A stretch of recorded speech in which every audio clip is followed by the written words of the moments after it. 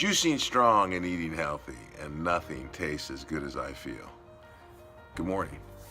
It's Sunday, and I was thinking about, conscious awareness and how if you're aware, you can't go against yourself.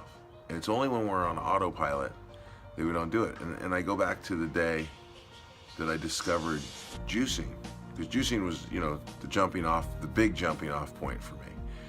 And I was in such denial about my weight. I was watching a movie called Fat, Sick, and Nearly Dead. You know that. And what's it about? It's about a guy who comes to the United States who's morbidly obese, who wants to get his life back because he's dying. He's dying. Joe Cross is dying in that movie. And he starts to juice. Well, this is how unconscious I was, and this is how close I came to giving up. And this is what I want to talk about. You know what's right, and you know what you need to do, but at the point I watched Fat, Sick, and Nearly Dead, I was in completely give up mode. Just throw the towel in mode. And how do I know that? Because I was watching a movie about a guy who was juicing for 60 days, and I was eating Oreo cookies and drinking Diet Snapple iced tea as an appetizer before my dinner. And I was using working out as the reason that I didn't need to eat healthy. I was using working out as a reason that I would be okay eventually. Eventually. What is eventually?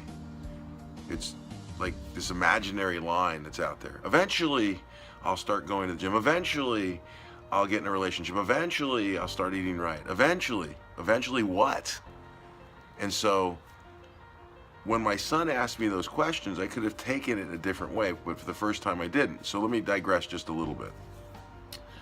These opportunities pop up all the time. Your mental awareness, your conscious awareness will signal you, and your subconscious will give you cues. Now, listen, your subconscious is going to try to keep you safe. I understand.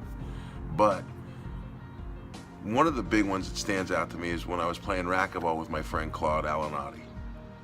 And I've talked about this before, but while we were playing racquetball,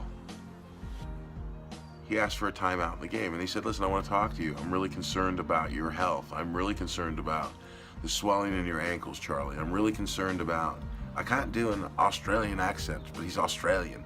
I'm really concerned about you as a man and your health and your skin color and everything else. That's a terrible Australian accent. Sorry, Claude. And the only thing that I heard, guess what I heard? Come on, think about it. What do you think I heard?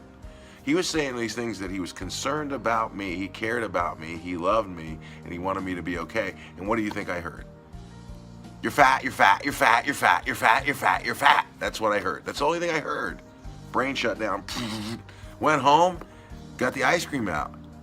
Told my wife that Claude called me effing fat. And she said, no, you look good, because my wife loves me. She's not going to say I'm fat, right? That's not a nice thing to say. No, tell the person you love they're fat. Tell the person you love they have bad breath. Tell the person you love they have BO, or their clothes look stupid and they need to change them. You're doing them a favor. You don't have to say stupid. Reality. In that moment, I could have made a change, but I was unwilling to hear the truth. I was unwilling to hear that and be conscious of it. So, that all being said, you have an opportunity, like I did. While eating your Oreo cookies, or eating your pizza, or eating your ice cream, or whatever you're eating, you have the opportunity to hear what I'm saying. You have a problem, or you wouldn't be watching me right now. You have an issue you're dealing with, and you want to solve it. Could you do it? Like Anthony said, would you do it? Never quit, never give up. Much love.